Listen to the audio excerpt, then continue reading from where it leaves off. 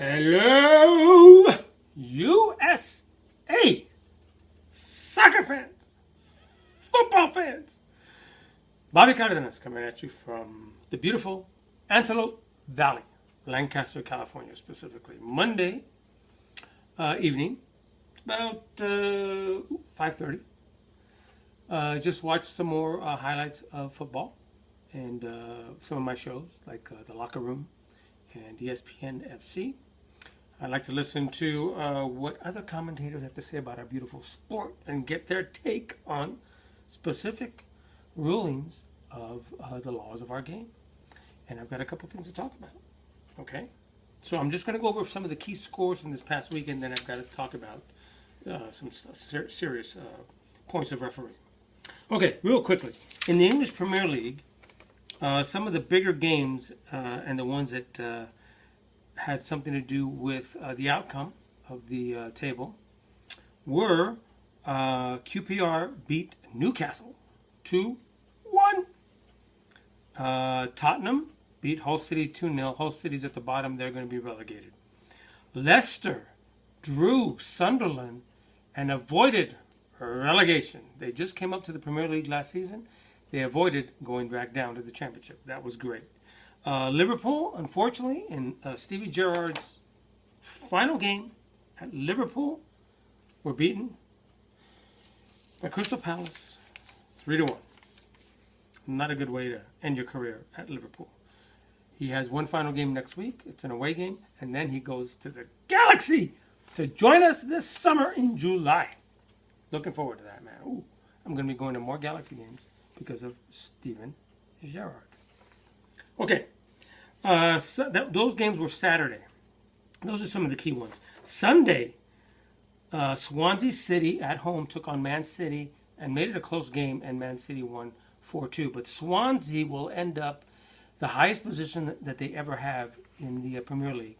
They can end no lower than 8th, but could actually climb one more spot depending on what happens next weekend, which is the final weekend of Premier League games.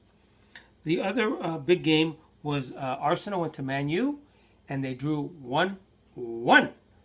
Right now, most likely, nothing will change next week. Arsenal has a game, actually, a makeup game Wednesday versus Sunderland, I believe. But the table should remain. Chelsea will win. Man City second, Arsenal third, and Man United in fourth has to have a playoff, Champions League playoff, to get into the group stage. So, not going to be easy for Man U. Okay, those are and now the bigger games in Sunday though were in La Liga. Real Madrid traveled to Espanyol, and they did what they had to do. They ended up winning the game 4-1. However, Barcelona did what they had to do and traveled to Club Atlético de Madrid, the current Spanish La Liga champions, and beat them 1-0 to become this year's La Liga champions. With one game to go, they earned the title. All right, let's see what happens next year. It's so sad for Real Madrid. Out of La Liga, out of Copa del Rey, out of the Champions League, boom. Real Madrid won one piece of silverware, the World Club Championship, where they had to play, I think, 2 games over in Qatar. Horrible. All right, so those are the big games. Oh, no, the other big game in MLS, of course, was the Galaxy traveling to Orlando FC, and they got their butts kicked 4-0. Galaxy better get their stuff together because it's not good. Okay, the biggest game, though, was the USA women at the LA StubHub Center, home of the Galaxy, sold out. You know that the StubHub Center is sold out when people are sitting on the lawn that's above the northern goal. When the seats, where the seats end, there's a lawn section. When people are sitting there, that means all the other seats are sold out. So that's great to see for the ladies. And our ladies national team beat Mexico 5-1. Abby Wambach scored 2 goals, including a PK, questionable PK, which is what we're going to talk about. And Sydney Leroux scored 2, and Chalupny in the second half scored a goal on her first touch. Boom. So USA women won 5-1. Okay, this brings me up to a point that happened in that game. In the 57th minute, the ball is played into the Mexico 18-yard area, played into a cross from the right-hand side. A Mexican player goes up, lifts her leg up, and her hands, because a lot of times when you do this, you're bringing your hands up to balance yourself, right? It's kind of hard to lift your leg up and keep your hands down.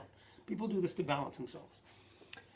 She was trying to clear the ball, right? But unfortunately, the way the ball hit this part of her foot, it actually came back and it hit her and struck her arm. And of course, penalty, PK, and the ref gave it a PK. Abby Wambach scores. Tony DeChico, one of the announcers with Kat Whitehill and JP Del Camera, right away they start saying, yeah, it was a PK and it should have been a PK. And that FIFA needs to clean it up because they're not always called in this instance. So that needs to clean it up so that people can play with one set of rules for the referee.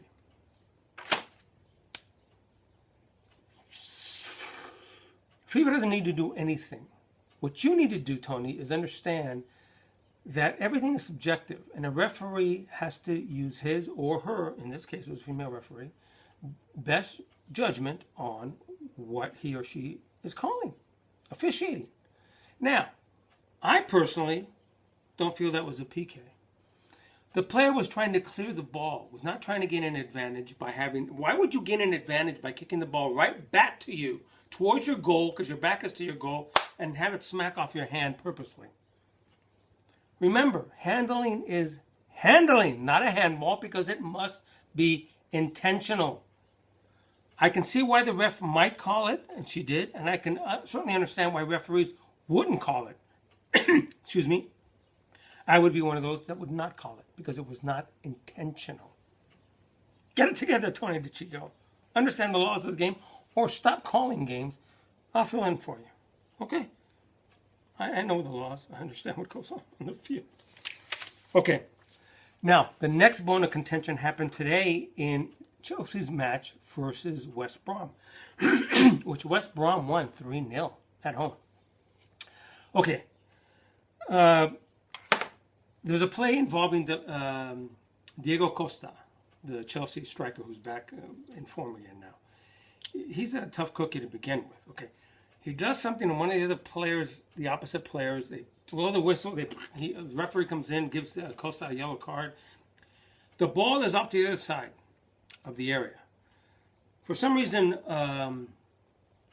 Eden Hazard throws the ball towards Cesc Fabregas, who's way at the end, when the ball was going to be, the free kick was going to take place near him. Cesc Fabregas decides to, so I was going to kick it back to where the ball's supposed to be played. He kicks it hard up in the air, and it nailed one of the West Brom players in the head in the group where the referee was. The referee goes over to him. He didn't see it because he talks to the assistant referee. You could hear it, and issues him one of these. And the announcers later on, Robbie Mustoe and the other Robbie I forget, and Terry Lee, not Terry Lee, I can't think of her name right now. They're claiming that it should have been unsporting, should have been one of these instead, because Cesc Fabregas really didn't mean to hit the player with the ball. He was trying to get it back to where the ball was going to be taken, the free kick was going to be taken. First of all, it's not up to Cesc Fabregas to do anything with the ball. They're the defense at that point. The other team's about to take the free kick. Don't touch the ball. Secondly, you do anything that's aggressive in nature, and it's called violent conduct. By kicking the ball in the air hard towards a group of players and having it strike the player in the head, that's aggression. That's violent conduct, and that is why he was shown one of these properly and sent off. So if you guys, the announcers, can't understand the laws of the game, again, I'll fill in for you at any time. Give me a buzz. Somebody give me an agent. Who's my... Dinklage? Talk to them.